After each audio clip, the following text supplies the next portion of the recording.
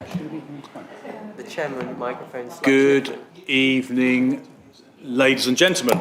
Welcome to the Performance and Finance Scrutiny Committee meeting for the 5th of November. Happy November the 5th. Hopefully we'll have no fireworks in the chamber this evening. Firstly, apologies for absence. Thank you, Chair. Apologies from Councillor Murray Rowlands tonight. Thank you. And have we got the minutes next? Have we got any issues with the minutes? No, everybody seems to be happy, so I will sign those. Okay.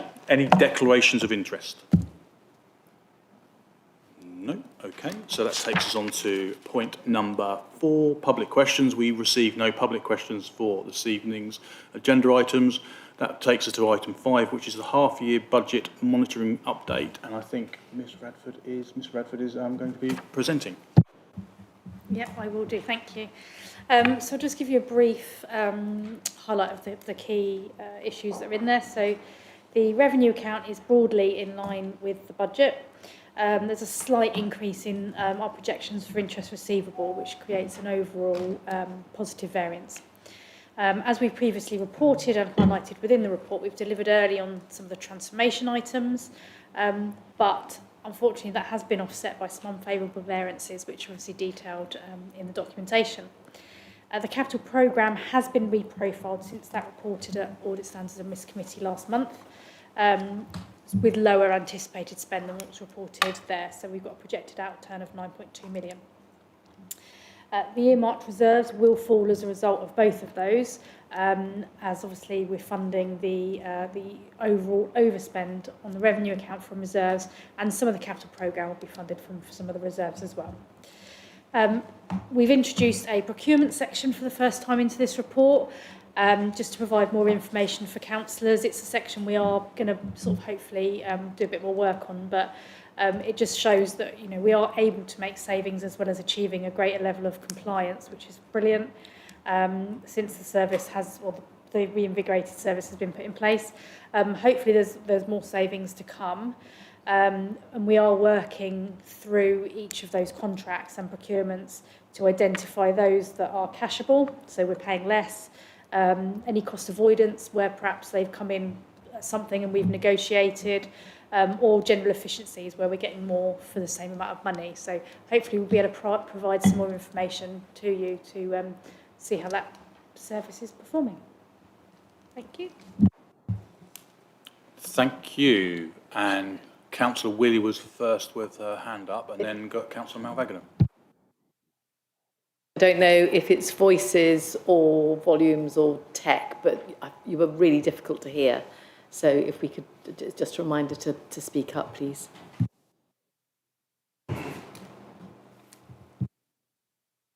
We've moved the mic. Thank you. I'll turn up the volume. Turn the volume up. Okay, so Councillor Malvagnam first. Thank you. Thank you very much. Chair, question for Mrs. Redford. I'm going straight into the numbers. All the reading part is, I can sit here and waffle, but I'm not going to, unless of course the chief executive wants me to continue talking. I've got a few questions. What I'll do is,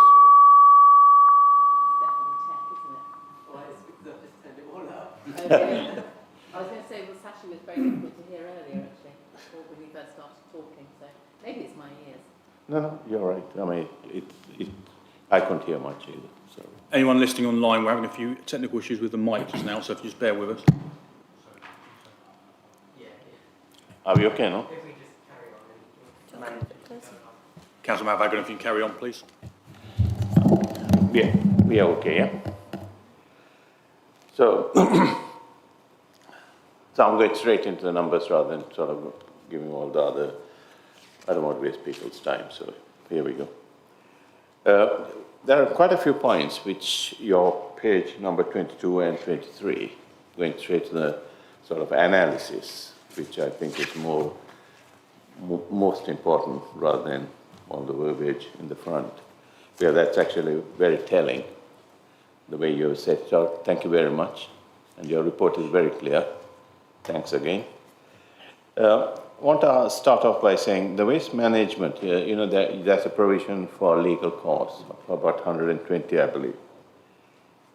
I thought that whole saga was done and dusted, or is it still going on? Nick? Sorry, Chair. I can answer this if you like, Chair. Thank you, Councillor Malvagnam. Whilst we can't go into much detail, our legal dispute with our waste contractor continues, so it hasn't been concluded yet. If it continues through with its projected timescale, it'll actually be around about June 2027 when it actually concludes. Okay, thank you. Thank you, it's clear there. I'll make a couple of more points and then leave it to others to come back. On property and economic development, overspend of 159,000. For it's the reason given there seems to be it's mainly because of the footfall. One of the reasons. I mean, why is it? I thought the footfall should be up. I suppose the parking is down as well. Which has the parking come down? Parking fees come down? That in turn, footfall coming down, I can understand. It just says footfall. Maybe you can give us a clarification on that. Councillor Van Wagen, what page was that? Well, it's under property. Sorry, I'll find that. Page 22 of the full Page document. 22, yeah. Yeah, and under property and economic development, yes? Yes. Oh, it's actually page 23, where it's under built environment and regulation, parking. But it's a positive number in favor, it's a favorable number, but there's a note here to say successful business rates appeal has reduced, and so on and so forth. And you go on to say, or note goes on to say, of no road and square car park. I don't quite get it. I don't fully understand what it means. Yeah, so the valuation office has revalued those assets in terms of the business rates. So we'd been overpaying, so we got some money back. So that's why that's showing as a favourable variance. But if we hadn't have had that, then we'd be showing a shortfall in income.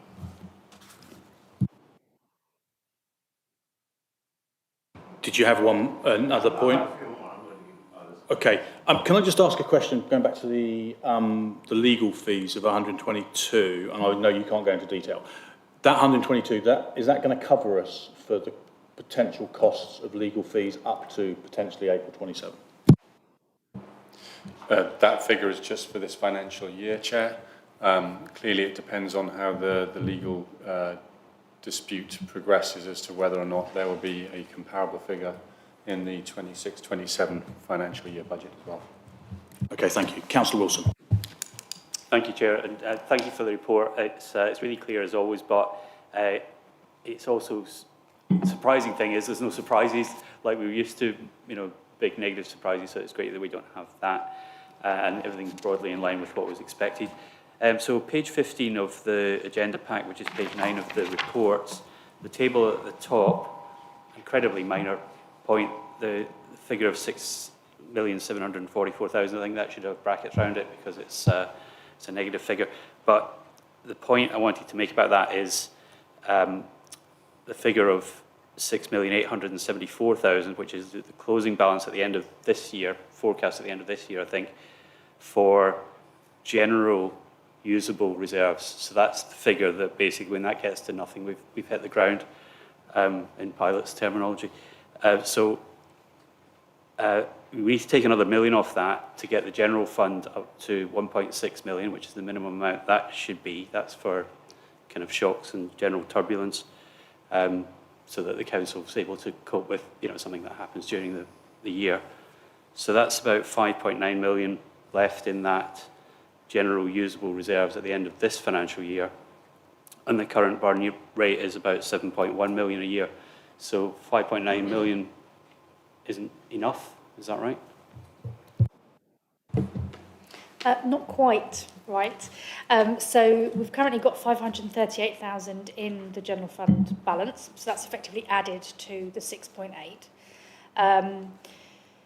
Yes, ideally, I've set out an amount that we should have in our general fund balance, but we're projecting, as per the MTFS, we were projecting 7 million, the one that was approved in February, drawdown. But because we've delivered early on some of our transformation savings, we think that's more likely to be around 6. So I'm kind of working on the 6 million plus the 538. So we'll be around about 7.5-ish. So essentially, we're just going to be left with our general fund balance. Right, okay. So it's going to be quite close, and we're going to run down the general fund balance for basically the last payday in March 2027, something like that. Yeah, correct, yeah. Did anyone else have any questions? If not, I can go back to Councillor Melvagan. Councillor Wheeler, and I'll come back to you afterwards. Councillor Melvagan. Thank you. It's just in relation to parking. We have also separately received some figures around the revenue as a result of charging and the percentage that we get. There's a variance in that percentage, and I'll maybe come on to that later. But I just wondered whether we should consider the number of EV charging points provision that we have, given looking at the figures that we get from the kilowatts that are charged, and certainly from the evidence that I've seen when I've been to our car parks, the EV charging points are empty and not being used, and yet we're losing revenue potentially, certainly at peak times and peak usage times. And I wonder if that's something we should consider to increase our revenue.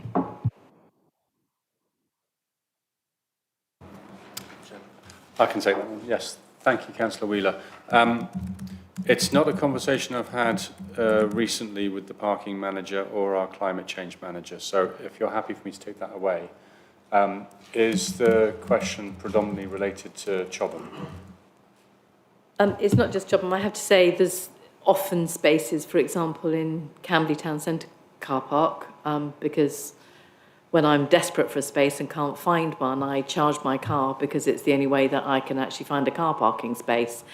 In Chobham, I think in 15 occasions, I've only ever seen three separate occasions, and there's been cars parked there, and it's taking up a lot of space as you come into the car park.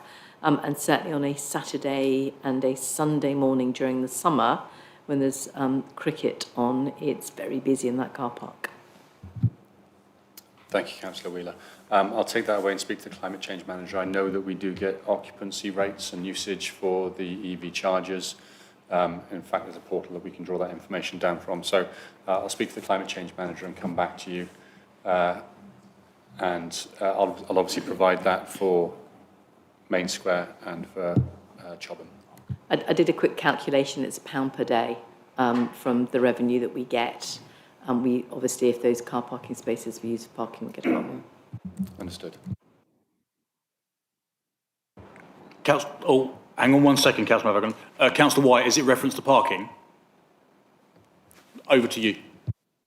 Okay, well, it's the same as Councillor Wheeler. I would just like to reiterate the situation in Bagshot car park. I've only ever seen one car on charge, and I was still waiting for the figures that the EV charging brings to the Bagshot car park. Thank you. The officers will take that away and look at that as well. Thank you, Councillor White. Councillor Melvagan. A couple of big numbers here, which is actually I want to try and pin now, which is to do with estimated score. It's actually in the property and economic development. Estimated score void service charge due to vacant units, because we don't have any particular sort of idea as to how much rents we are losing out, which is 207, I don't know. What's the turnover of the tenants? Second question. Third question, do the tenants leave after the rent-free period? If so, there's a churn. That churn we need to understand. Otherwise, it's pointless giving us a number. If the tenants keep, or the retailers keep turning over and over again, the town centre is going to go down. if you speak to anyone in the Camberley area, they would say our town centre is not worth going. So is that what's happening? Has a retail offering we are providing is not adequate enough, or it's so low market, people, only a handful, the right people are not coming into town centre to spend big numbers. Yeah, that's to do with 207,000. And also on planning, there's a big number of planning overspend. Why is that? I mean, surely this 6 months in, when we planned the forecast, that was about 9 months ago or 10 months ago, we provided thinking that we'll get planning fees. It can't change that badly. Either that or we got it wrong in the first instance. If you got it wrong in the first instance, let's say so and move on. Or is it because there's been a heavy staff turnover and we are unable to earn the money? Yeah. I'm happy to respond to those if I may, Chair. So in relation to the planning overspend, it's an underachievement on projected planning income. Those of you that attend PAC will see firsthand that the number of applications put before you has reduced, and that's indicative of a reduction of planning applications over this current financial year. So whilst we projected for a particular income, clearly that hasn't been achieved. So I wouldn't say we got it wrong, Councillor Malvaganam. I'll say it was a fair, accurate representation at that point in time when we were building the budgets last year, and it was about this time last year that we started to do those budget builds. But it doesn't reflect the current demand. In relation to footfall, I'll take that question away and ask Mr. Breeden to respond to that, if I may, because he'll be able to give you a more comprehensive answer. Thank you. Have you got another point, or can I? Okay, I can ask a question, then I'm going to come to you, Councillor Wilson. I was just looking at page 12, 1.14, the employee budget forecast and projected variation. Now, it's showing if I'm reading this right, and I always sometimes I make sure I've got this right around, we've got an overspend, is that right, on the forecast? But I also know staff have been leaving and we've not been replacing them. So can you just dig into that and just explain that? Thank you. Yeah, no problem. So included in our budget, as stated in the paragraph, we've got 753,000 of vacancy margin. So we budget for full establishment, and then we make an assumption, which equated this year to 750,000 of movement within the establishment. So if people leave, we assume that there's going to be vacancy for X period of time. We've obviously not been replacing some posts, so I would expect our establishment monitoring to be a lot closer than it has in previous years because we've reduced the budget. There's been a few posts in the establishment where we've had to get maybe maternity cover, and obviously you don't have as many savings as that. Some contractor where we've had to get some specialised help, so that's kind of where that's come from. But obviously we are continually looking at the establishment and at those posts, so I expect that to come down, but all that means is essentially we're not meeting that 753 vacancy margin. Now we are, as part of the transformation programme and taking into account posts and stuff, we are reducing that vacancy margin. It was a million in previous years, so we have to reduce that as the establishment reduces, otherwise we're over-assuming the savings that we can make. Okay, thank you. I'm going to go to Councillor Wilson, I'll come back to Councillor Mann-Wagon unless there's other people want questions. Thank you, Chair. Yeah, it's a question about the debt. So at page 17 of the agenda, which is page 11 of the report, and paragraph 1.40 just basically says it's nearly 180 million of debt. So there's been a lot of media reports recently about Woking's debt and describes 1 billion of it as stranded debt. I think their debt is 2.1 billion. And 1 billion of it is stranded debt. I've been really trying to find out what this means, that phrase stranded debt, and I'm just really a bit confused about it. Can you explain it? And does Surrey Heath have any stranded debt? Thank you. Yeah, so the stranded debt is essentially the difference between what you purchased at and what your valuation is, or essentially what you can sell at on the market. So I suppose the short answer for us is yes, we do have some of that. Take the square valuation. We all know that it's worth less now than when we paid for it, and we did obviously borrow at that time. So yes, we do have stranded debt. Clearly nowhere near as much as Woking, but that's essentially what they mean by that. So Woking have been splitting their debt portfolio into both stranded and non-stranded. So non-stranded being, you know, their general capital programme, and then the exceptional stuff in their stranded bucket. So is that a bit like negative equity? And if you could put a figure on it for Surrey Heath, what would that be? It is essentially like negative equity, around about 80 million perhaps. Obviously it will vary. You know, we haven't tried to sell the square, for example, so it'd be difficult to say, but based on valuation, it's around about 80 million. Okay, great, that's understood. Obviously this is going to be a factor with the new unitary councils coming in. If they think our assets are worth 180 million and they're actually only worth 100 million, that would be a bit of a shock for them. Thank you. Councillor Mountbatten. Just to take that point, that is reflected in a balance sheet. Yeah. So it should not be a surprise to anybody, unless of course they were just walking in blind. If they want to play politics, that's what they would do. Just walk in blind and say things like I've just heard just now. If you're going to buy a company, you look at the balance sheet. It's reflected in the balance sheet. Carry on playing politics with this town.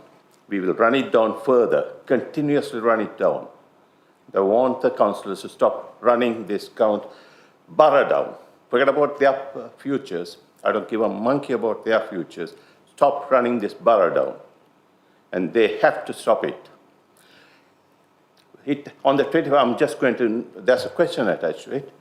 On the 24th of September last year, there was an absolute mayhem in the Audit and Standards Committee. And there was a disciplinary action taken. And that figure is actually open in the public domain in the published accounts. Can you tell me, is there any further accruals and any further disciplinary action against councillors by the council still outstanding?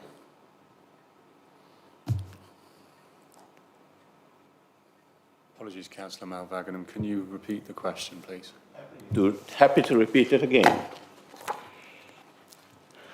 There was a £35,000. There was £35,000 paid to the previous Section 151 officer as a compensation. Question one. I'll make it even a little bit more simpler. Question: if he did not do anything naughty, why did we pay the 35,000? Was there an investigation done? Yes, I know, because it was about bullying by 3 councillors, or I don't know, 1, 2, 3, 4 councillors. It doesn't matter. Councillor Mountbatten, can we just pause that for just 1 second? Thank you. Of course.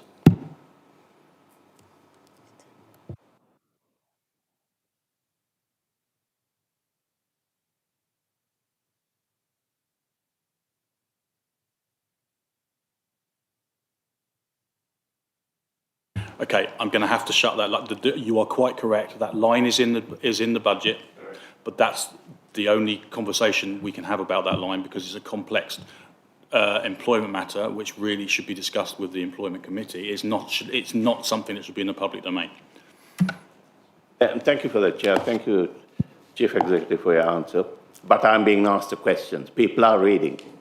People are not out there. There are pretty clever people who actually have identified this. Can I suggest we move that point on? Have you got another question about the papers you see before you? That's a minor point. It's 49,000 on public relations. I mean, why are we still spending money on public relations? That's actually in page number 22.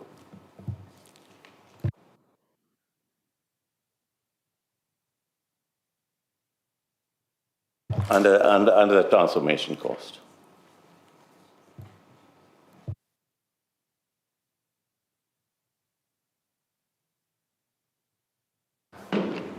Yes, thank you, Councillor Malvaganam.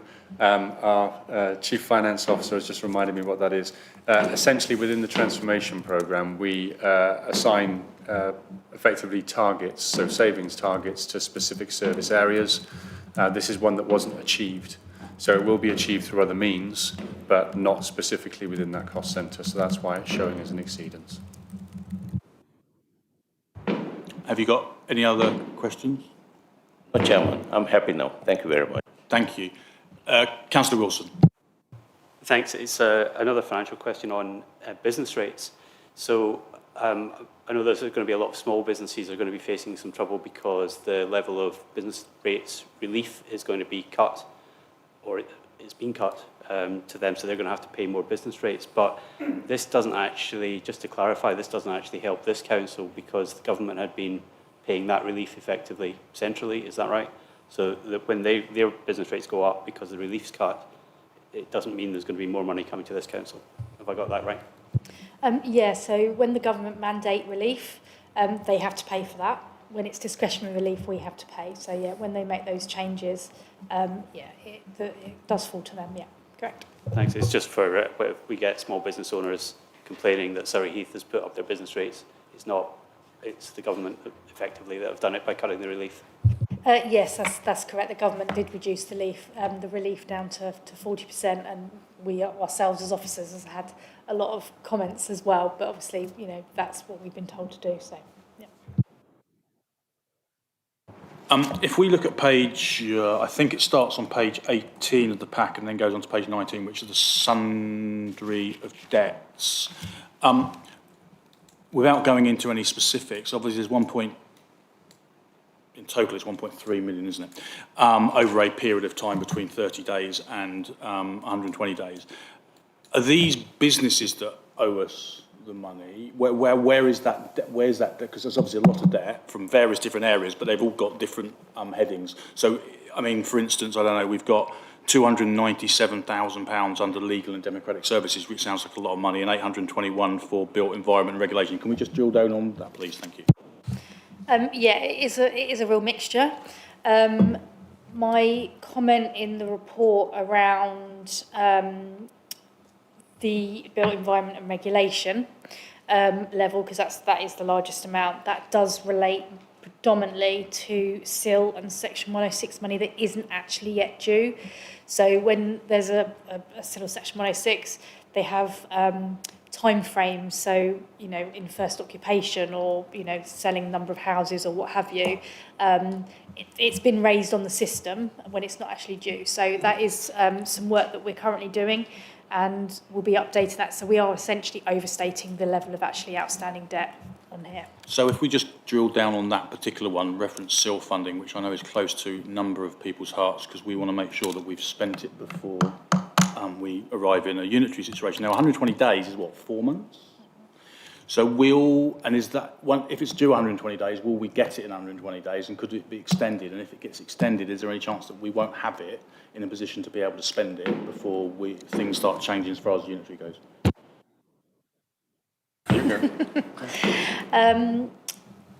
The likelihood is that a lot of that probably isn't even due in our time frame because of the duration of the developments and the staged payments. So, the majority of that probably isn't spendable. Okay, and the last question then. So when we talk about SIL funding we have available, these figures that we haven't got yet aren't within that?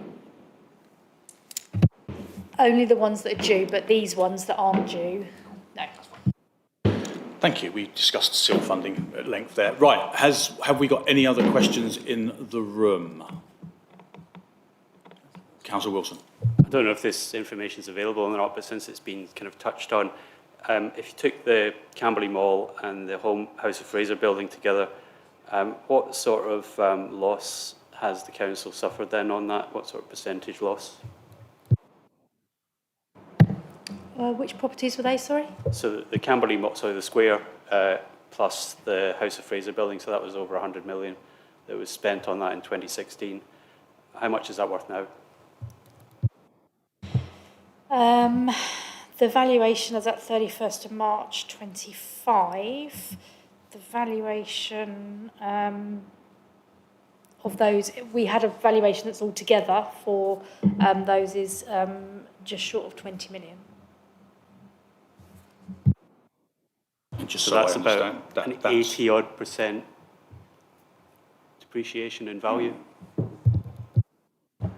But that's just so I understand that that's obviously only if we sell it at this moment in time, we're not selling it. Correct, yeah. And the value may go up.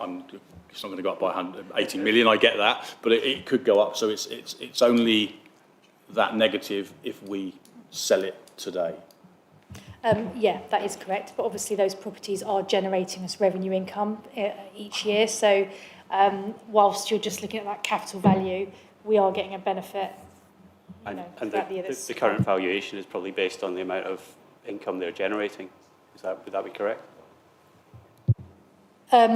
All the assets have different different valuations. So some will be on fair value, some will be an existing use value. So yeah, it does vary. This will be on fair value. So a number of considerations will be taken in by the valuers. I'm going to go to Councillor first and then back to Councillor Malbagan. It's a bit of a left field question, no surprise there. The Mal, the Squa, etc. were bought on assurances that they were within the Red Book valuation. Given that that Red Book valuation, if it was to come forward today, would be slightly different, one would assume, is there no responsibility for the people that issued that, or the organisations that issued that Red Book valuation, whereby as a council we can take them to task for gross negligence, etc.?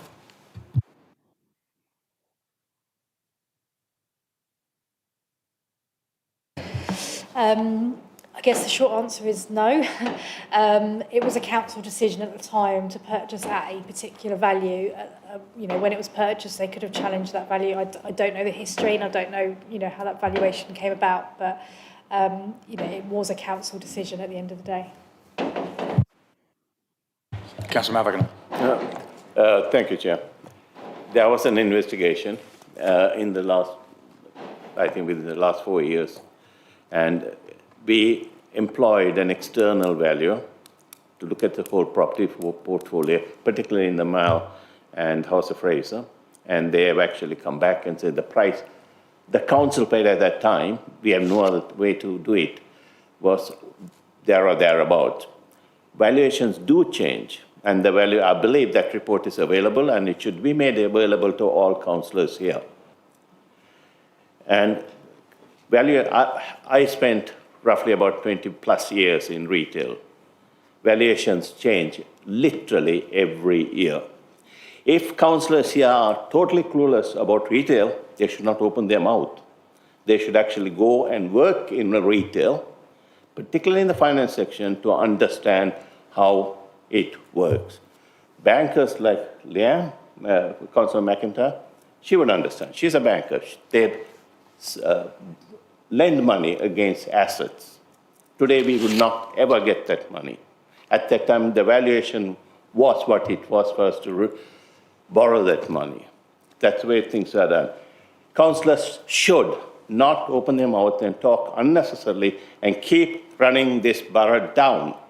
That's my only request to all councillors here, particularly 1 or 2 or possibly 3 people. Thank you.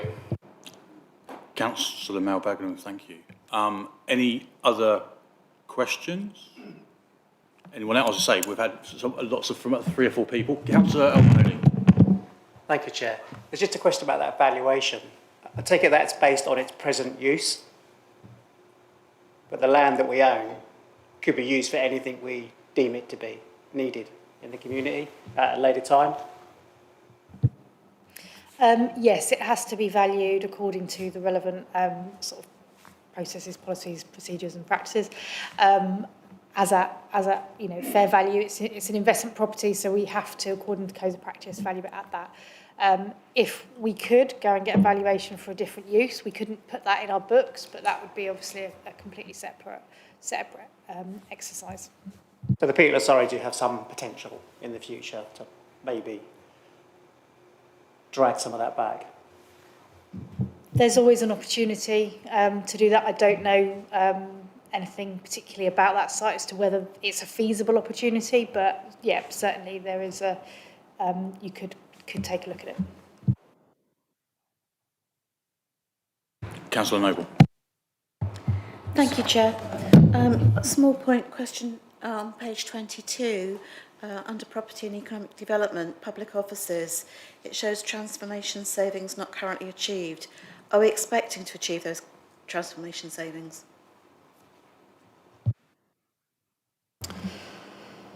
Good question, Councillor Noble, and thank you for it. We hope to get very, very close to the 3.14 million target. There are some variables, clearly. Some of the projects that we put in train haven't fully realised the saving that we hoped they would.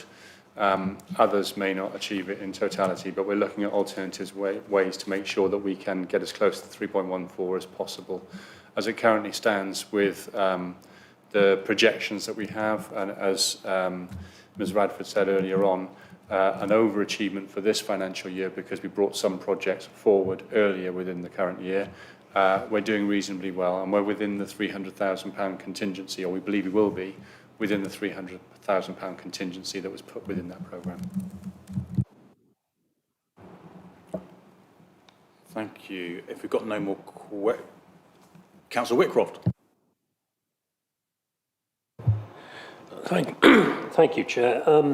I don't have any particular questions, but I don't think we should let this item go without acknowledging the work that the officers, particularly obviously in the finance department, working in conjunction with senior members, have achieved in bringing this report before us tonight.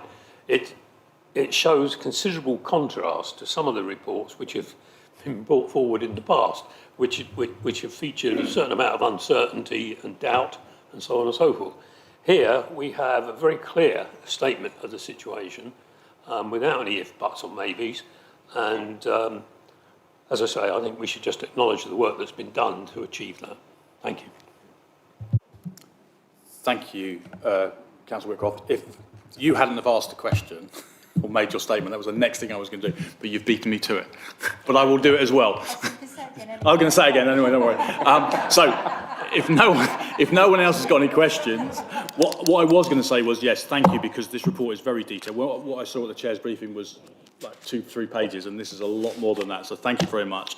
And it's very easy to read. There's lots of information, but also I think we've mentioned transformation a few times, and I know we've not got transformation coming back, I don't think, in any time soon. I know the team that have been involved in transformation have obviously pulled lots of rabbits out of lots of hats, I think it's fair to say. So certainly anybody's involved in that, and I know Ms Bainbridge has been involved in that. Thank you for your work on that as well, because that's showing in here as being, we're going in the right direction. Okay, so if we've got no more questions on that item, thank you very much for all your input. We will go on to the, have we got to do any recommendations?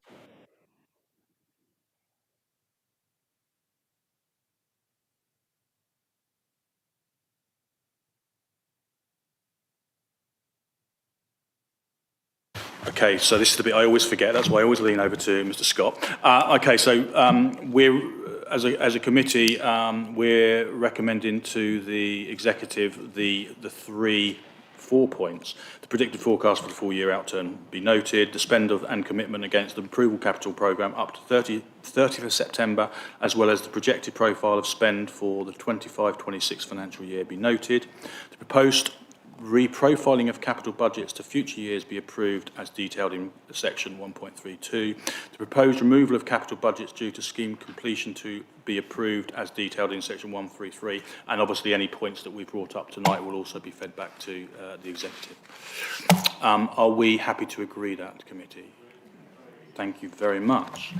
Okay, you are more than welcome to stay, but if you have a burning ambition to, as I see Councillor McIntyre fly out of the room, lovely to see you. We are on to item 6, the mid-year performance report. Over to you, Ms Bainbridge. Thank you, Chair. This is the mid-year report, which you're used to seeing in this committee. This is the performance for the first half of 25-26. So Annex A sets out the detailed progress against each of the projects, each of the indicators, and then Annex B has the performance indicator data just graphically, which makes it a bit easier to track sort of historical performance. After tonight, this report will go forward to the executive on the 18th of November, and we will include the comments and questions from this committee.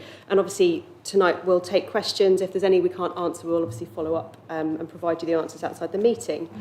Just in terms of the context of this report, this annual plan came to you for consideration back in January and then was approved by the executive in February, which is obviously quite a significant time of change. We were firming up the transformation programme, which you then subsequently had reports here in March and July. And obviously it wasn't that long after the white paper, which introduced local government organisation, LGR. So when the plan was agreed, we agreed that we would review the sort of deliverability of the targets at the mid-year, and in fact it's one of the actions in the plan. So with that context in mind, we have done that. So on it's 36 of the agenda pack, and I think it's page 2 of Annex A. 75% of the projects in the plan are currently showing as on track or complete. That is slightly down from the same point last year, but around half of those that are, delayed or paused are related to transformation and LGR. So we have that little summary there so that you can sort of transparently see which ones are affected in that way. Although positively, 81% of the performance indicators have currently met target, which is actually up on where we were at this time last year. As part of the review, we've also identified that we think there's some projects that should be actually added to the plan at this point, particularly around where SIL funding's been agreed for some projects. So when this comes forward to executive, there'll be an addendum suggesting some projects actually for inclusion so that they can be tracked, recognised and sort of monitored and reported. So those will then come back to you at the end of the year. And just finally, before we move to questions, Sally Kipping, who couldn't be here tonight, she wanted me just to update you on one of the actions in the plan, which is action 5.08. So it's on page 83, and it was a review of administration. So this was one of the transformation savings. So that review's now been completed, and to achieve a further £15,000 of savings, the plan is to slightly reduce the telephone answering hours of the council from the 1st of January. And we wanted to mention this tonight just so there was council oversight, although obviously we'll complete the delegated decision process. So the current telephone opening hours of the council, Monday to Thursday, are 8:30 to 5 p.m. The proposal would be that they would be from 9 a.m. to 4:30 p.m. And at the moment on a Friday, they're 8:30 to 4:30, and they would be 9 to 4. So sort of a half-hour reduction at either end of the days, where they have assessed that there's quite low call volume. So we wanted just to update you because that's not in the papers. Other than that, we're really happy to take any questions, and any we can't answer in the room, we'll come back to you. Thank you. I'm going to ask a quick question first, Councillor Whelan, over to you. And I'm going to do this now. Thank you for this report. Thank you for your time and effort on it. It's good to see. It's getting colour in it now as well, which is all very nice. Just on that very last point that you about the telephone hours, I'm assuming that's been based on the fact that you've got stats on when the calls come in and those are the quietest areas, because I know that obviously there will be some people that might only be able to ring at certain times in the day, and those times might be the ones that we've now dropped off. But I just want to get confirmation that we're doing this, and I get the reason why we're doing it, but we're doing it based on the fact we've got stats that show we don't get that many calls in that time anyway.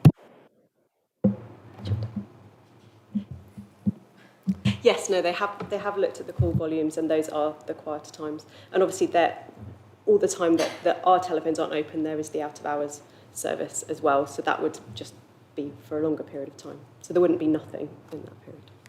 Thank you. Councillor Whelan. Thank you. No surprise whether I'm starting, and that's on corporate enforcement. I'm worried that we're making it difficult for our residents. So, for example, today I raised an enforcement matter, and I got a response of could I ask the resident that had contacted me to complete an online form. The resident that contacted me is simply not capable of completing an online form. So as we move more and more digitally, we do need to be mindful of those people that can't do it. This particular person is elderly, not IT literate, and that's the reason that she telephoned me, and her husband is less IT literate, I would say, than she is. So she struggled with the past. So I am slightly concerned about the approach that we've had, and I'm also very concerned about the fact, although I understand that we've had really good reasons why, and I know how hard the team work. So it is no inference or criticism of our enforcement team whatsoever. It's been a very difficult year. We've had very big cases. I know how hard it is, and I think they're absolutely wonderful. But we do just need to be mindful, I feel, about engagement. And certainly reducing the 8:30 in the morning, it would be nice by the time it comes to executive to have the call stats, because if people work full-time, most people work still traditionally a 9 to 5 day, and that 8:30 call time might be the only chance that they have to have a confidential time. So I would urge that by the time it comes to the executive, we've actually got the stats to say that it's not necessary at all from that point. Thank you. I have got a couple of others, but I'll let others come in. Just before we go to Chief Exec, I must admit, we've said in this chamber, often when it comes to the annual report and other stuff, where we do need to be mindful of the elder members of our community that aren't, I mean, I know my mum and dad are quite silver surfers, but not everybody is and hasn't got the same acumen. So actually having to do that stuff can be difficult. So I do get that point. And we've certainly discussed this in this chamber. And also I echo the comment, if when the executive paper comes, we can have that stats, it'd be really helpful. Sorry, over to you, Mr. Stevens. Thank you, Chair. Thank you, Councillor Wheeler. So, in relation to the corporate enforcement report forms, this is just a way of ensuring that the team get the information that they need so they can undertake an investigation as expediently as possible, with as much information to hand to help inform their decision making around the urgency of a visit. I fully understand the point though, Councillor Wheeler. It shouldn't be mandated. It's the preferred way of us gaining or gathering information, but there absolutely needs to be alternative means for those who cannot access the internet or are not conversant in using it. So I fully understand that point, and I'll take that back to corporate enforcement. As far as the data on the 8:30 a.m. to 9 a.m. calls, yes, we do have that data. What I do need to point out, though, it wouldn't be going back to executive for a decision. It is a delegated decision, but we'll make sure that we can express to you as clearly as possible the nature of the calls that we're getting between 8:30 and 9. And just to reiterate the point that Ms Bainbridge made, it's not as though there isn't a pathway into the council. It will go through our out-of-hours call centre if there is anything that is urgent that needs to be resolved. And obviously all of our other access pathways such as web forms and things like that are still fully available. Councillor Wheeler. I was going to say, just to come back on that, I've attempted to complete the link that was sent to me online and I can't. So we are disenfranchising our residents. I work in IT training. I may well be, a complete numph on this, but I can't complete it. It's not working. I am certain it's not your technical inability, Councillor Wheeler. I will take that up as well. Councillor Nirmal Kang and then Councillor Will. Thank you, Chair. Just wanted clarification. Page 46, there seems to be a reduction in the recycling, although you haven't got figures data for September. Is this a blip or is this a trend that we need to be worried about?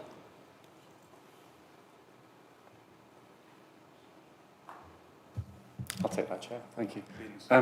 Sorry, I couldn't write fast enough then.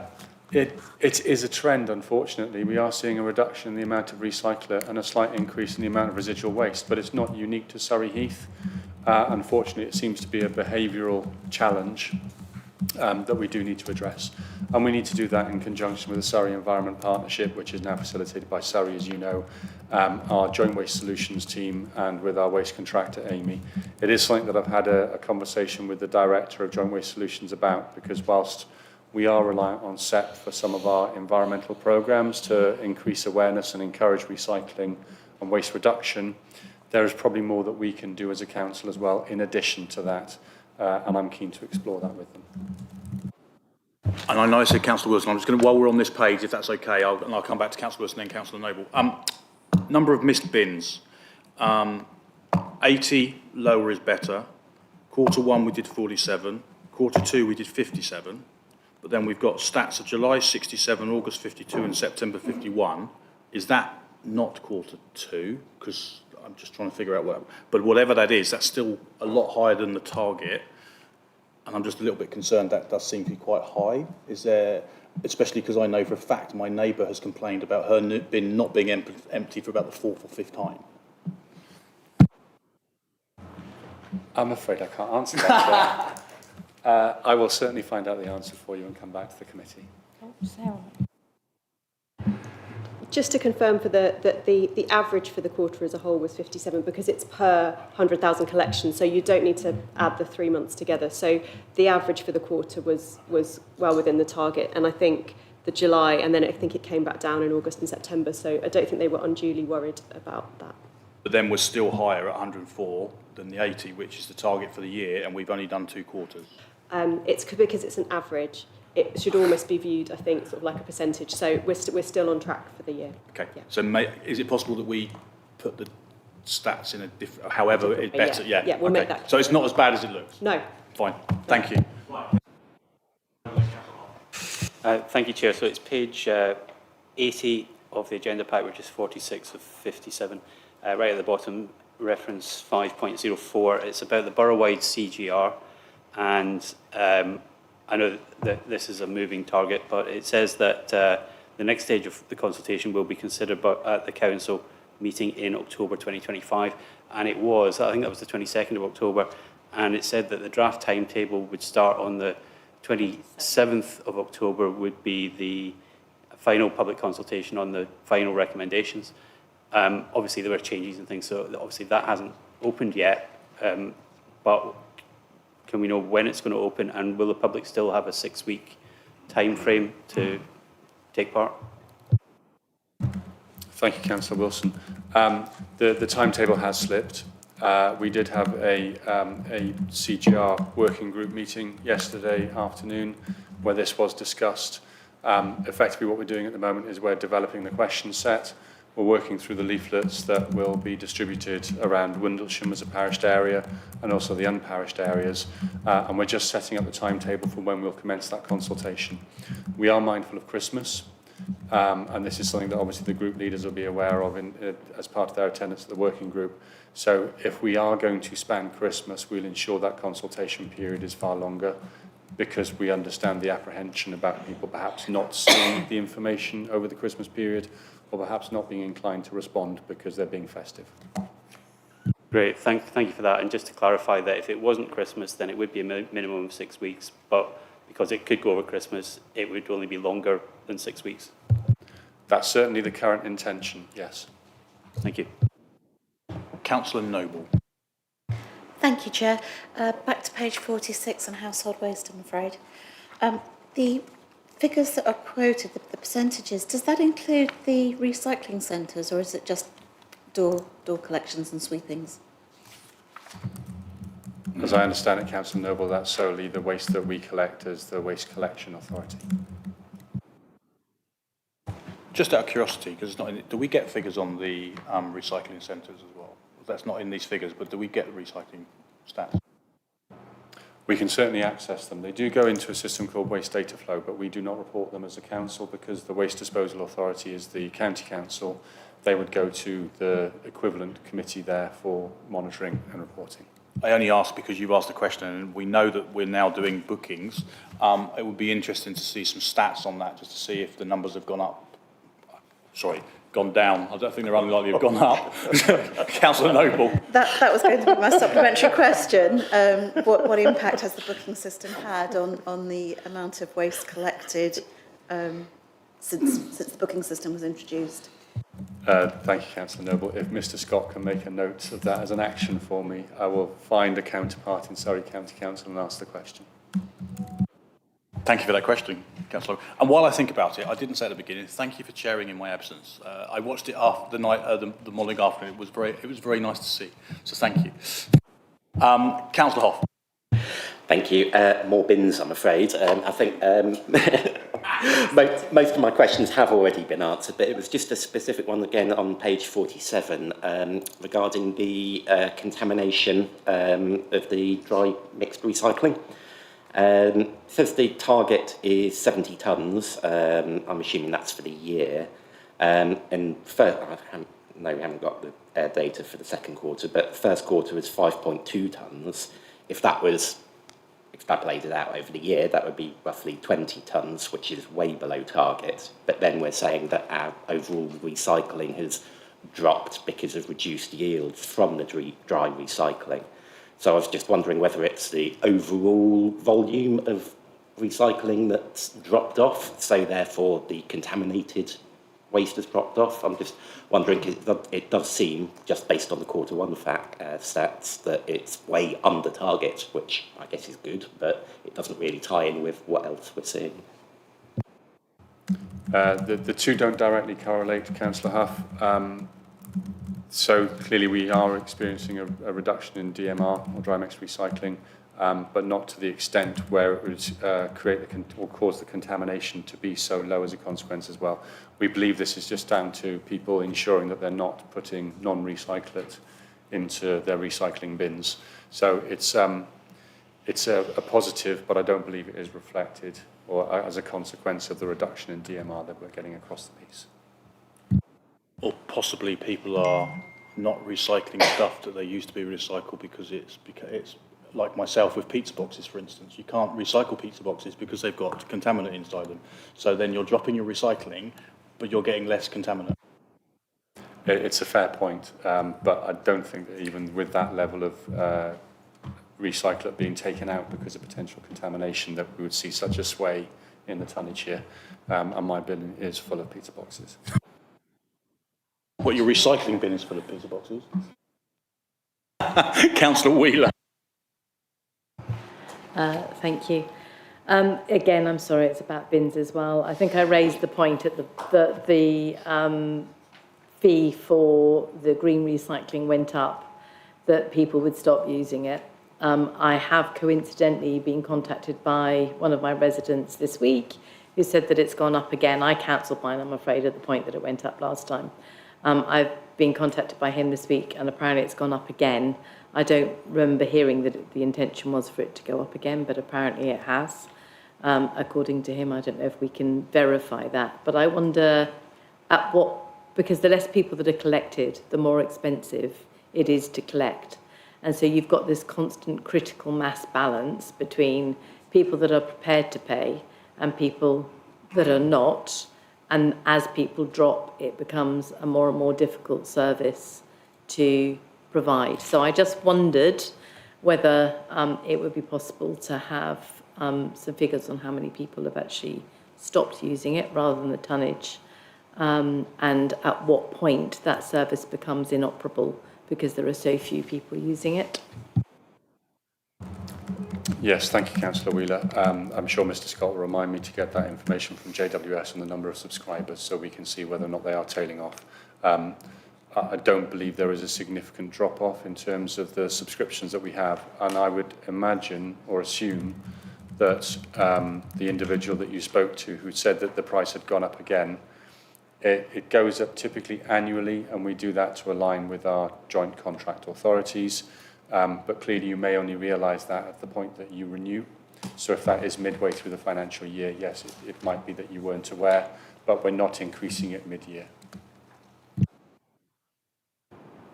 Councillor Bagulham and then Councillor Wilson. Thank you, Chair. It's on page number 60, I believe.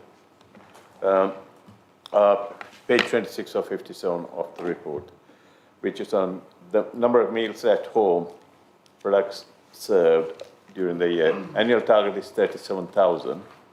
Based on the first two quarters, looks like we will be short, if the trend continues, we'll be short by about 22%.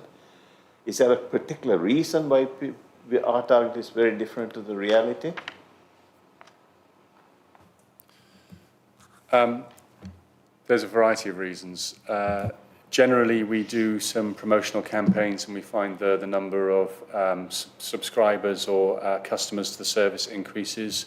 Then it starts to peter off, and you'll understand that clearly there are a number of reasons why people may no longer have meals. They may not be residing at home anymore. They may have gone into permanent care or potentially worse. So clearly we don't have a constant of long-standing customers. People tend to join and then other people tend to tail off. So there is always going to be a fluctuation. But I think at the moment we are experiencing a reduction because of a lack of promotion. We expect that to come back up because we've just done some very strong communications around meals at home. Are we going to achieve the 37,000 figure, Councillor Malvaganam? I'm not sure at this point in time, but I would hope so. I think the fundamental challenge at the moment for many people is around affordability and convenience. But that's something that we need to look at and do some further analysis on. Thank you. I actually had that one as well. I seem to remember when we discussed this, it can be seasonal as well. So then I think the number, I agree that the figures seem low, but I do think it picks up in the second 2 quarters of the year, is that right? It does. There is a seasonal element to it as well. Obviously, as it gets darker, you're less likely to want to go out. So it's more desirable for people to actually deliver meals to you and tea packs as well. Oh my goodness. Right, Councillor Wilson was first. I know that's how him written down. Then Councillor Noble, then Councillor Wheeler.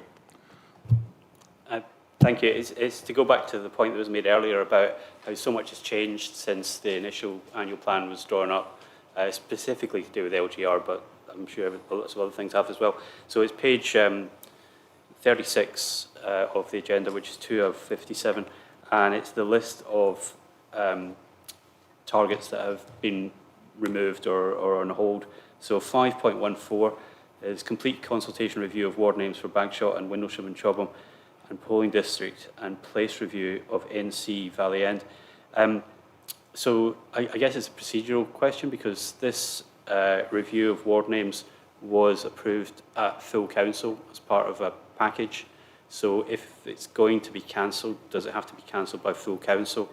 Because the ward names don't represent where people are. I mean, this isn't a complaint, but today's weekly list of planning applications has an address in my ward, which is called Bagshot Ward, but it's labelled as Windlesham and Chobham in the planning application, but it's not. It's in Windlesham, but the part of Windlesham that is in Bagshot Ward. So it is an anomaly, but I guess, I understand why it's probably not necessary to go along with the ward name review because they won't exist in less than 18 months, but procedurally, should it have gone back to full council to reverse the decision of full council?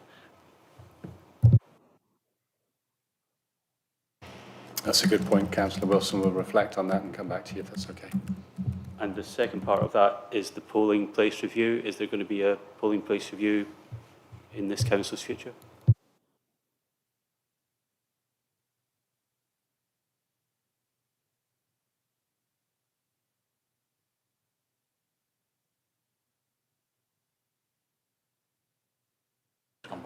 Again, apologies, Councillor Wilson. We'll come back to you on that. Okay, that's fine. Thanks. Okay, so I've got Councillor Noble, Councillor Wheeler, and then Councillor Malvaganam. Thank you, Chair.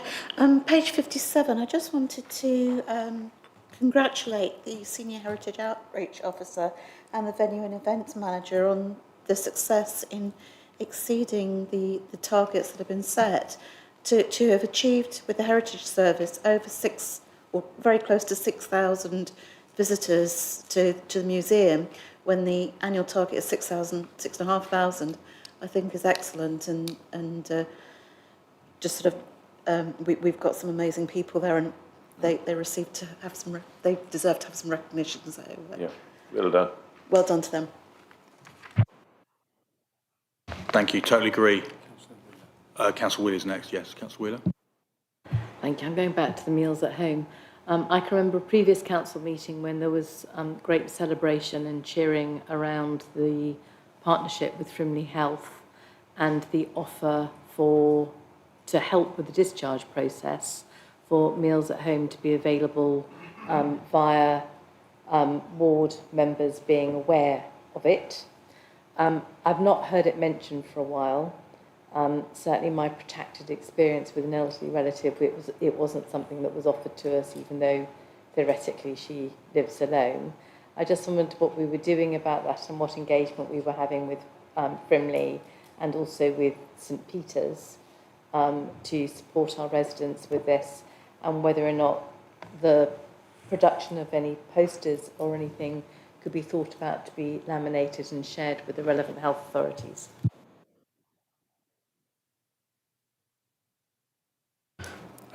Yes, thank you, Chair. Thank you, Councillor Wheeler. So Home Safe Plus is the service you're referring to, which is a referral mechanism into community services.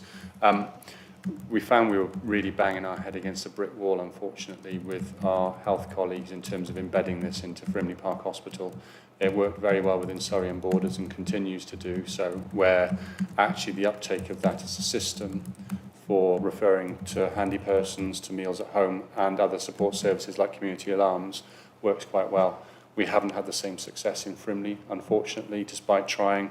We obviously had the Health Integration Development Officer as well in place, whose role was to try and embed that. It just hasn't been successful. So we need to go back around the loop and consider lessons learnt and see what we can do to make it work better, because unfortunately it just hasn't hit the figures it should have done. Thanks, Chair.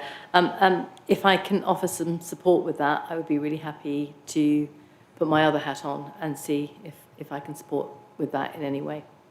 That would be hugely welcomed. I'll speak to our running meet colleagues and we'll come back to you.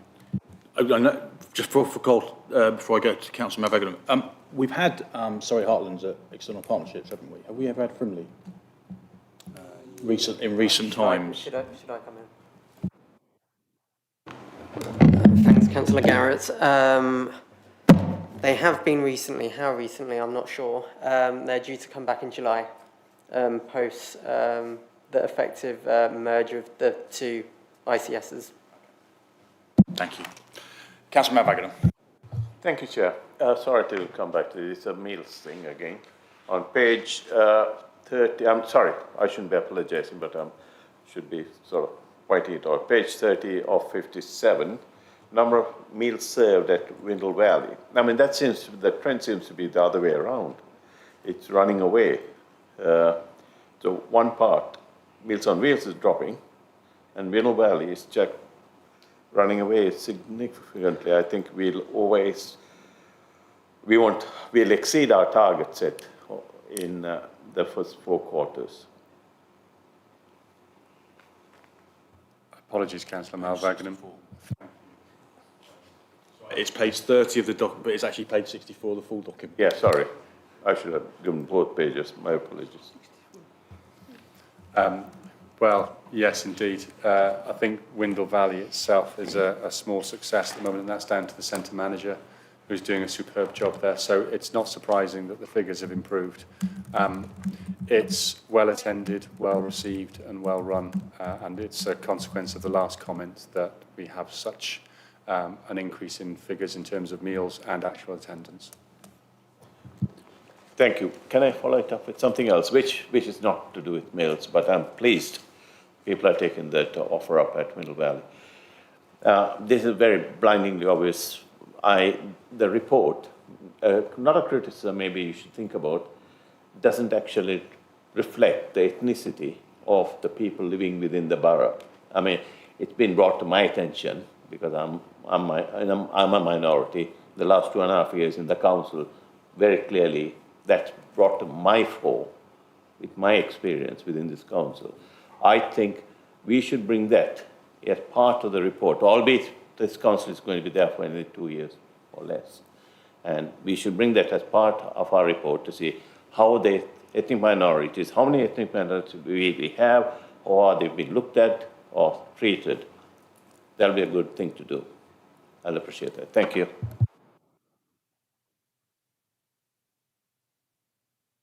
That's been taken note of. I know no one has had a hand up, so I've just got a few points myself, and then Councillor Wilson suddenly stuck his hand up. That's fine. So I'm looking at, and this will not come as a surprise. Page 53. Support those in greatest need. Lawrence Lodge, my favourite. We know that we're saying it's going to close in June. I get that, okay. What is the stop dead date? Because this date is getting closer and closer. And obviously I know it's a risk, and we've discussed it as a risk, but is there a point at which we think, okay, we're going to have a real problem with this because we need to find somewhere? Well, ultimately, as it says there, it will remain available until June 2026. That is a date that we are continually encouraging Accent to move back.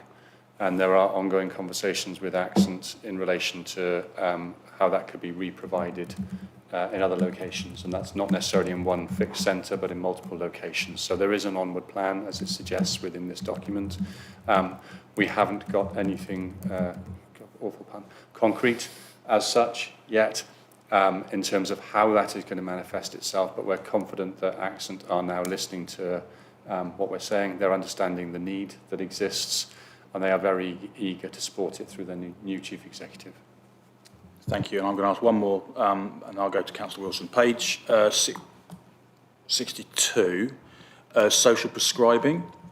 So the annual target is 650, and we've already reached 772 of our annual target. So there's obviously a lot of the social prescribing going out there. Is there a particular reason why it's gone up? And do we need to put any more resources into it, et cetera, et cetera? So obviously it's a lot higher, which is, I don't know if it's good or bad. I actually know there's a positive or a negative. It does say annual target, but it doesn't say whether lower is better or as high is better. So what do we think on that? It's a good point, Councillor Garrett, and I'll come back on. I'll have to come back at a later stage with a full answer once I've spoken to our colleagues at Runnymede. I mean, ultimately, the number of referrals is a positive thing because at least people who do require support through the social prescriber are on our lists. There is a question around the capacity of the social prescribing service because it is essentially one individual, so there is only so much capacity that they have available to them. I will take that away to colleagues in Runnymede and respond back. So just to clarify, there's one person dealing with 400 social prescribing in 3 months? Within the borough, yes. Wow, okay. Councillor Wilson. Councillor Thank you, Chair. It's about Frimley Park Hospital, so it's page 76 of the full pack, which is 42 out of 57, and it's reference 4.01. So the task is to try to get the new Frimley Park Hospital located in the borough, and I can see that meetings were held, and it's been going on for quite a while. I'm just wondering if there's anything to show for this, because it seems like there's a really high level of secrecy about where the new location could be. I've been trying to find out any hints or rumours or anything, and it's quite admirable that they're keeping it so secret, but I was just wondering if we heard anything?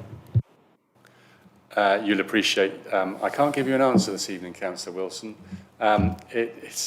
The fundamental challenge is there's a lot of commercial sensitivity around the conversations that our health colleagues are having, and while some of our planning colleagues are party to some of that, they obviously do have agreements in place, legal agreements in place, which means we can't divulge it at this point in time. So I'm afraid that's all I can give you today. Yeah, of course I understand that, but it does mean that the public then try to fill that vacuum with speculation, and on the doorstep I've heard about 5 or 6 different locations from people that it's definitely going to be. Yes, and again, there's not a great deal of information I can provide, I'm afraid. I am sure that something will surface soon. I just couldn't tell you how soon. Councillor Nermal-Kane. Thank you, Chair. Page 84, it's about embedding electronic communications. So the number of subscribers to the newsletter, it says, is increased by 993 since April. And you're saying it's on track, but are we promoting this, and can something like that be used for, besides just, you're collecting emails, can they be used for, even for CGR or something like that? Or is that viable? Or how do we increase the number of emails? Thank you, Councillor Kane. Our comms team are I wouldn't say desperately, but enthusiastically trying to promote uptake of the e-newsletters through every possible channel they can. Now, clearly, when we're collecting email information, it is solely for the purpose of updating our residents through that newsletter, and we can't really use it for other purposes. But in relation to community governance review, the last time we had a consultation, we did push that out through that newsletter, and we'll continue to do so as we do with all of our core messages. I know as a resident, every time I go on the Surrey Heath Borough Council website, I get asked if I want to sign up to the newsletter, which is the most annoying thing, but at least it's there and people are being asked if they want to sign up to it. I've got a question, because I didn't see any hands. Yes, I have signed up. Yes, I have signed up. Page 65, homelessness prevented, sorry. So there's no target, I get that, but the figures are a lot higher. So last year it was, at this point, was 28, and at this point it's 69, which I know is not necessarily a good thing. Well, I suppose it could be, because they're speaking, but have we got any data on as to how that, I mean, obviously we know how it compares to last year, but any data on why so much, and if there's anything else? You've just told us about one person that's dealing with the social prescribing. Is there more that's needed on this? I know we've got the Hope Hub. It's a good question, Councillor Garrett. I'll ask Ms Burrell to provide some information on the nature of inquiries or approaches that we're getting, and they are varied. Largely it comes down to affordability of rents and things like that, which is obviously a challenge. Sometimes it's down to a breakdown in the family unit, which means that someone effectively gets ejected from their home, which is clearly uncomfortable. And our team do an incredibly good job. I think in terms of capacity, there isn't a particular challenge as it currently stands, but I'll provide you with a more comprehensive answer. Thank you. Sorry, could I just add to that as well? One of the things that Emily also said was that the figure now includes the homelessness approaches which are supported by the early intervention officer. So they weren't previously included, but that does give a more accurate representation of the workload of the service. So it's a slight increase perhaps due to that as well as the external factors. Thank you for that. Okay, have we got any more questions? Thank you. Lots of questions, lots of bin questions. But then we wouldn't be we wouldn't have a P&F meeting with papers like this. Well, we didn't have bin questions. Yes, Ms Bainbridge. Sorry, could I just come back to a question from Councillor Marvaganam earlier regarding ethnicity? I just wanted to double check before answering. But when the census data was published from the 2021 census, we did do quite a lengthy report about all of the data about the population in the borough. So we can certainly circulate that to the committee. That's up on our website. So we can definitely include a link to that in this report. Thank you. Thank you for that. Thank you for that. I mean, I'm a little bit more I'd like us to be a lot more proactive, because I'm going to say it as I see it. They all say you guys are equal, but in reality, some are more equal than the others. That's the real world. And I know it. I feel it in this council. So I want us to be proactive, to start publishing it, so that everybody's aware. I mean, outside you go to the health service, it's packed with my type of people. Come outside, there are people against my type of people. You sit in the chamber, I sometimes get shouted out actually in the car park. And I don't like it, to be honest. I'm a British. I'm a proper British Tamil. And I'm very proud of it. Thank you. Thank you, Councillor Malvagadam. Any other? Councillor Wheeler. Thank you. It just concerns 3.09, support vibrant villages and local centres. There is a report here to say the team have visited several rural locations and conducted blah, blah. I wondered if it's possible to have a copy of the analysis that was undertaken, the actions that were recommended, and the actions that have been taken. And also we've got here, there's a review, previous progress on Bagshot and Chobham, if we could have the information on those as well, please. Thank you. Councillor Wheeler, I'm pretty sure that it wasn't the last meeting, the previous meeting at the Property Working Group, there was some figures that were in those papers. Now, I don't know if you were at that meeting, so there were some. That's a closed meeting, and it's a working group. So I wonder if we could have that information through, so it's in. Thank you. Okay, no problem. We can speak to Mr. Breeden. Okay, we'll speak to Mr. Breeden and get what we can. Thank you. Anything else? Thank you, ladies and gentlemen. Lots of questions, which is always appreciated. We've come on to the work programme, which the next meeting is January. We've got the joint waste contract procurement, the draft annual plan 26-27. So we're looking at the next annual plan. And the budget setting 26-27. And then we've got March, we've got Theatre, Heritage and Leisure, corporate enforcement plan and Q3 monitoring report. And that takes us to the end of this year. Has anyone got any burning desires to add anything to that? Yes, Councillor Wheeler. I just wonder if we should have something on LGR progress somewhere within there for scrutiny, both from a financial and a planning perspective. It's a good question, actually, Councillor Wheeler. I think it's really important that we do keep you as councillors updated on progress with LGR. Whether P&F is the right forum or whether that should be up to direct updates or other means, I have to admit, I've not thought that deeply about it. I've just been waiting for the outcome, not sleeping because of the outcome, and trying to move on with the outcome in a positive way. If we can take that away, I think what we'll end up doing is trying to ensure that you are updated and enlightened in as many possible channels as we can within the available resource that we have. And that will be the challenge. So it maybe we'll have a report that will come to P&F, because clearly there will be a balance between the effort we need to expend on the transitional arrangements and the effort that we can expend on things like the annual plan. So perhaps it'll be a P&F report, perhaps it will come to council. It really depends on the nature of the information we need to share. Councillor Whitcroft. Thank you. Yeah, strangely enough, I was going to raise exactly the same point.